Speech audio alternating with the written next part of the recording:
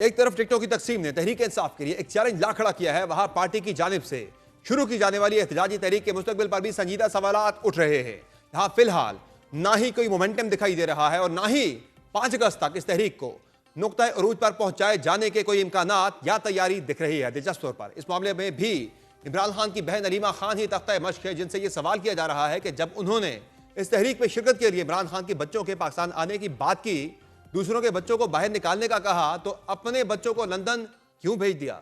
इन तमाम मामलात और बिलखुसूस पाकिस्तान तहरीक इंसाफ में सदर के टिकटों की तकसीम से मुताल्लिक तनाज़े और हुकूमत के साथ समझौते पर मजीद बात करेंगे। हमें ज्वाइन किया है इमरान खान के तर्जुमान न्याजुल्लाह न्याजी ने। बहुत शुक्रिया न्याजुल्लाह न्याजी साहब, आपने प्रोग्राम में ज्वाइन किया। ये बताएगा कि पाकिस्तान तहरीक इंसाफ तो हुकूमत के खिलाफ तहरीक चलाने जा रही थी, ये तहरीक इंसाफ के अपने अंदर एक तहरीक चल पड़ी है सदर के टिकटों की तकसीम के हवाले से। और पहले तो ये बताएं कि समझौता क्यों किया गया पाकिस्तान तहरीक इंसाफ की तरफ से, जब आपकी नंबर गेम के हिसाब से 7 सीटें बनती थी, अपोजिशन की 4 बनती थी, लेकिन आपने अपोजिशन को अपने कोटे की एक नशिस्त दे दी है। अब 6-5 पे आप लोग एग्री कर गए हैं और कुछ लोगों को आपने नजरअंदाज भी किया सूबे के अंदर, जो कि इस वक्त पार्टी के खिलाफ एहतजाज कर रहे हैं। देखिए समरबाज साहब, पहली बात ये है कि पार्टी के अंदर एक मैकेनिज्म है। एक आपकी पार्लियामेंट्री पार्टी है, जो आपके असेंबली है वो तय करती है, उसके अंदर सारी चीजें डिस्कस होती हैं। उसके ऊपर एक बॉडी है, पॉलिटिकल कमेटी है। ये दोनों बॉडीज देखती हैं, एक प्रोसेस से नहीं गुजरती। 145 एमपी है, वो सारी चीजें डिस्कस होती हैं, क्योंकि हर आदमी का इंटरेस्ट होता है कि टिकट किसको मेरिट पे मिल रहा है या नहीं। उसके बाद खान साहब के पास लिस्ट जाती है। अब ये लिस्ट खान साहब के पास गई है, बैरिस्टर सैफ लेके गया है। आज भी मेरी बात हुई और खान साहब की अप्रूवल हुई। खान साहब ने ये अप्रूव की, ये जो टिकट्स हैं। अब जहाँ पे मसला ये आता है कि आप मसलन अब जो बाई इलेक्शन हो रहा है सानिया नेशनल वाली सीट पे, उसके लिए 4 कैंडिडेट हैं। अब 4 कैंडिडेट को तो टिकट नहीं मिलना, टिकट तो एक को मिलना है। जब नहीं, टिकट पहले एक को मिलता पहले है, तो सर इसका बता तो दें, जो इतनी जल्दी 21 को होने जा रहे हैं जी, 11 नशिस्तों पर सेनेट के इंतखाबात, उसमें पहले तो ये बता दें कि तहरीक इंसाफ ने जो समझौता किया है, आपकी अपोजिशन की बन रही थी वहाँ पे 4 सीटें, तहरीक इंसाफ की बन रही थी 7 सीटें। वहाँ पे नंबर गेम के एतबार से आपके 92 वहाँ पे अरकान हैं। तो आपने क्यों अपनी एक सीट कॉम्प्रोमाइज़ की अपोजिशन के हक में? क्या डर गए आप लोग, घबरा गए कि आपके वोट टूटेंगे पार्टी के अंदर से, चूंकि आपके 92 अरकान वहाँ पे इंडिपेंडेंट हो चुके हैं? नहीं, जो फ़ॉर्मूला आपकी बात ठीक है कि मैं भी इस चीज़ पे कहता हूँ, क्योंकि मेरी बात खान साहब से नहीं हुई समझ साहब। मैं तो आपके ज़रिए बार-बार कह रहा हूँ मीडिया के कि Islamabad high court larger bench का फैसला है, जहाँ पे आपके स्पोक्स पर्सन को रोका जाता है, आपके हमारी पार्टी की जनरल सेक्रेटरी को नहीं मिलने दिया जाता और 6 वकला जो लिस्ट में नाम शामिल होते हैं, उनको नहीं मिलने दिया जाता। पहली बात ये है कि एक फ़ॉर्मूला ये हुआ कि 1 सीटें तो जो हमें इलेक्शन के बाद भी मिलनी थी, वो तो मिल रही हैं। हमें जो 6 सीटें मिल रही हैं, 1 सीट फ़ॉर्मूले में ये है कि वो हमारी नेगोशिएशन के साथ जो मौलाना साहब के साथ होनी थी, वो शायद हमें सीट मिल सकती।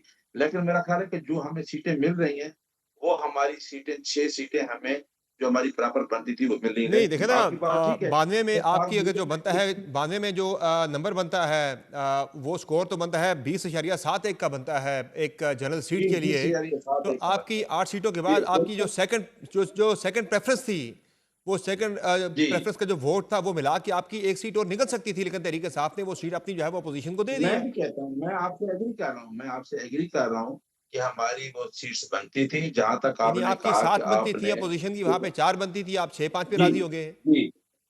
जी, जी, ये देखें, मैंने आपको पहले बता दिया कि ये पार्टी पार्टी के ऊपर छोड़ा है। पार्टी रहनुमा को खान साहब ने मैंडेट दिया है, खान साहब से डिस्कस हुआ है। इस बात में मैं, क्योंकि मैंने खान साहब की स्टेटमेंट पहुँचानी होती है। आप इस बात पे जिसकी मुलाकात हुई है, वो बैरिस्टर सैफ है। बैरिस्टर लेकिन सैफ है पार्टी जो ने पार्टी तो की जो जो लिस्ट फाइनल की थी, आपका भी उसमें मैंडेट इरफान दिया है। सलीम का नाम भी था, उसमें अजहर मशवानी का नाम भी था, उसमें खुर्रम ज़ीशान का नाम भी था, जो पार्टी के लॉयल वर्कर्स हैं। ये पार्टी में जो आज जो लोग निकाले गए हैं उस लिस्ट में से, जिसकी मंजूरी बैरिस्टर सैफ साहब लेके आए खान साहब से, वो लोग तो पार्टी से कुछ अलग हो चुके थे। जिस तरह अगर मैं बात करूं मिर्ज़ा अफरीदी साहब की, वो तो पार्टी छोड़ चुके थे, वो तो 9 मई की मजम्मत करने वालों में थे। वो तो उस वक्त भी उन्होंने बयान दे दिया था, पार्टी के अंदर बड़ी तनकीद थी। और आपकी पार्टी के कुछ लोगों ने बताया मैं था कि खान समझ साहब ने कहा था कि ये बंदा पार्टी से जो है इसको टिकट नहीं देना पार्टी का। ये मरवत साहब भी बता चुके हैं, जो पार्टी के बाकी लोग मिले थे, इकबाल अफरीदी साहब, वो भी आके बाहर बता चुके थे मीडिया टॉक में कि खान साहब ने कहा है कि मिर्जा अफरीदी को टिकट नहीं देना। लेकिन वो टिकट मिर्जा अफरीदी साहब को मिल गया। अच्छा, मैं बताता हूँ। देखें 8 फरवरी के इलेक्शन में पाकिस्तान तहरीक-ए-इंसाफ ने जितना वोट लिया, ठीक है, वो फॉर्म 47 से वोट सारा चुराया गया। लोगों की एक्सपेक्टेशन खान साहब से बढ़ गई है। हम भी चाहते हैं कि खान साहब का वर्कर जो है, जो खान साहब का स्लोगन था पार्टी का 96 से, कि मैं इस पार्टी को एक अदारा बनाऊँगा, वर्कर ऊपर आएगा और वर्कर आया भी है। परवेज़ खटक जैसे लोग आदमी के खिलाफ हमने वर्कर को टिकट दिया और वर्कर जीता और हर जगह पे हुआ। खान साहब का लेकिन जिसको 8 फरवरी को टिकट मिला, सेनेट के इंतखाबात ने अब वो आपका अब मयार, वो जो आपके प्रिंसिपल्स हैं, वो कहाँ गए? अब अब नहीं, अब मेरी बात सुन लेना। अब जो चीज़ें मैंने कहा ना कि पार्टी को जो खान साहब तो 2 साल से अंदर बैठे हैं। ऐसे झूठे मुकदमात में बैठे हैं कि आपने वो तो पूरा प्रेशर है कि जी खान साहब कंप्रोमाइज़ करेंगे तो बाहर निकल गए। केसेस तो आपको पता है अल-कादर रह गया जिसमें वो केस लगने हाई कोर्ट में लग ही नहीं रहा। अब जो मैन देखिए एक पार्टी प्रोसीजर है, पार्टी के पास मैंडेट है। खान साहब ने अभी 5 अगस्त का फैसला भी जो किया है उन्होंने कहा जी इसको पार्टी लीडरशिप करेगी। खान साहब ने कोई पार्टी के ऊपर ये नहीं कहा कि एतमाद नहीं है। लेकिन खान साहब ने साथ ये भी कहा कि जो नहीं चलेगा वो पार्टी से बाहर होगा। अब लेकिन पार्टी जहां के आपके फैसले सेनेट में के अगर टिकटों के वर्कर नहीं मामलों पर इतना बड़ा मैं कॉम्प्रोमाइज हो गया है, मैं वहां आप मैं एहतजाजी तहरीक कैसे चलाएंगे? वो तो आज पार्टी के अपने लोग वहां पे आज केपी में एहतजाज कर रहे हैं, वो कह रहे हैं कि हम तो घेराव करेंगे वजीर आला के घर का, असेंबली का और पीटीआई के एमपीएस का, अगर वो पार्टी के लोगों के अलावा बाहर से किसी को अगर वो वोट देते सेनेट के इंतखाबात के अंदर। अच्छा ये वाहिद पार्टी है क्योंकि इसमें कोई डिक्टेटरशिप नहीं है। ये ना नवाज़ शरीफ की पार्टी है, ना है ज़रदारी की कि लोग चुप करके लोगों को आम आदमी भी मैं खान साहब से 7 काफ़ी अरसे से हूँ। नहीं तो आम आदमी पार्टी खान के साहब अंदर का किसी की अपनी बात हमतर्फी हो करता है। ही क्यों? न्याजी साहब, जिन लोगों ने मुश्किल वक्त में पार्टी का साथ दिया है, वो पार्टी जी, में आज जी, जब सदर के बिल्कुल। इंतखाबात में वो बाहर हो गए, जो लोग पार्टी से मुज़ब्ज़े करके बाहर हो गए थे, साइड पे हो गए थे, आज वो फिर से उन्हें टिकट दिए जा रहे हैं, तो ये फिर म्यार तो ना हुआ पार्टी के अंदर। फिर कौन नहीं आपकी पार्टी के साथ स्टैंड मेरा लेगा कल को ख्याल है फिर? समर साहब जो लोग प्रेस कॉन्फ्रेंस करके चले गए, वो लोग वापस नहीं आए, ना पार्टी में लोगों ने आने देना है। आलिया हमजा भी इसी पार्टी की वर्कर थी, खान साहब ने उसको चीफ ऑर्गेनाइजर पंजाब बनाया है। अभी आप लिस्ट देख लें कि जो इसको पूरे करना है, इसको मैनेज करना है 5 अगस्त के चले, प्रोटेस्ट मुझे को, उसमें भी मुझे फिर सारे बता दें, मिर्ज़ा अफरीदी साहब नए की लोग हैं। कंट्रीब्यूशन बता दें, क्या है पार्टी के लिए? जब पार्टी पे मुश्किल वक्त आया, फिर तो वो अलग हो गए थे, आज उनकी पार्टी में क्या कंट्रीब्यूशन है माली मामलात के अलावा? नहीं, मैं तो माली मामलात की बात नहीं कर सकता कि माली मामलात की उसकी मामलत है। लेकिन जब पार्टी लीडरशिप पे फैसला छोड़ा जाता है ना, रिकमेंडेशन है खान साहब की। इसके इसके साथ अब मैं तो नहीं इसके ऊपर बहस कर सकता ना। मुझे ये पता है कि ये लिस्ट जो लेके गया खान साहब ने अप्रूव की है, लेकिन मैं आपसे ये भी कह रहा हूँ कि मुझसे मुलाकात नहीं कराई। आप वाली बात मैं डिस्कस कर लेकिन सकता बैरिस्टर था ना, सैफ मैं तो साहब को तो डिस्कस करता मुलाकात की हूँ। इजाज़त दी गई मैंने है। जो केपी हुकूमत के तर्जुमान हैं, उन्हें तो मुलाकात की इजाज़त दी गई है। वो ही जाके खान साहब से मंजूरी लेकर आए। जी, उन्हें मैं फिर यही कैसे कह मिल रहा हूँ। जाती है, मैं उन्हें कैसे इख्तिलाफ मिल जाती है मुलाकात की इजाज़त? मैं आपको नहीं मिल रही, उन्हें तो मिल जाती है इजाज़त। ये बात ये मुझसे तो क्वेश्चन ना पूछे ना, जी, जी। किसने इजाज़त दी, क्यों दी? मुझे तो देखिए खान साहब के पास किसी ने तो इस तरीके लिस्ट तो पहुँच रही थी। हुँ। अब 6 लोग जिनके लिस्ट में नाम थे उसमें एक नाम गया है, वो है चौधरी ज़हीर अब्बास। बाकी क ना गौहर साहब की मुलाकात हुई, ना मेरी हुई, ना राजा सुलेमान अकरम की हुई।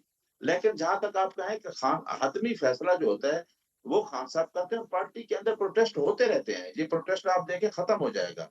देखिए हमने अपने अभी आप वर्कर से पूछें हर वर्कर यही जो प्रोटेस्ट कर रहा है, वो खान साहब की ज़ात के लिए इकट्ठा होगा। और हुँ। मेरा कंसर्न समर साहब मेरा कंसर्न है भी to the extent of Khan साहब की ज़ात के साथ। अगर पार्टी के अंदर लीडरशिप का जो मैंडेट है, मैं उसमें इंटरफियर नहीं करना चाहता कि मैं कहूँ कि पार्टी नहीं, रहनुमा ने ये कर दिया। हाँ, ये तो एक मैं ये दोहरे कहता म्यार हूँ की, मैं आपकी इस बात से ये तो एक दोहरे म्यार की तरफ इशारा हमें जो है वो मिल रहा है ना, बड़ा दोहरा म्यार बल्कि खुल के नज़र आ रहा है कि फवाद चौधरी हैं, बाकी कई लोग हैं जो कि पार्टी के अंदर वापस आना चाह रहे हैं, अपनी खिदमात देना चाह रहे हैं, लेकिन उन्हें पार्टी में वापस नहीं लिया जा रहा कि ये मुश्किल वक़्त में चले गए थे। बाकी लोग हैं जो मुश्किल वक़्त में गए थे, मैं आज जो आप उन्हें सेनेट के टिकट ला के दे रहे हैं। मैं ये तो फिर मैं डबल समझ साहब स्टैंडर्ड्स हुए आपको ना फिर बता ये। दूँ, मैं तो खुद रजिस्ट करता हूँ, चाहे फवाद का हो, चाहे किसी का खान साहब के सामने रजिस्ट करता हूँ कि आपका स्लोगन ये है कि करप्ट आदमी पार्टी में नहीं आएगा और वो आएगा जो रूल ऑफ लॉ पे बिलीव करता हो। क्योंकि हमारा हुँ। आपने पार्टी का मंशूर ये दिया है। लेकिन आप देखना कि जिस दिन खान साहब बाहर आता है, आपने जिस मुश्किल हालात से खान साहब इस टाइम है, आप उस पे बात ही नहीं कर रहे, आइसोलेशन में रखा हुआ खान साहब को। मुलाकात तक जो एक हाई कोर्ट में तयशुदा मुलाकात है, वो नहीं होने दी। खान साहब जब बाहर आता है, आप चेंज महसूस करेंगे।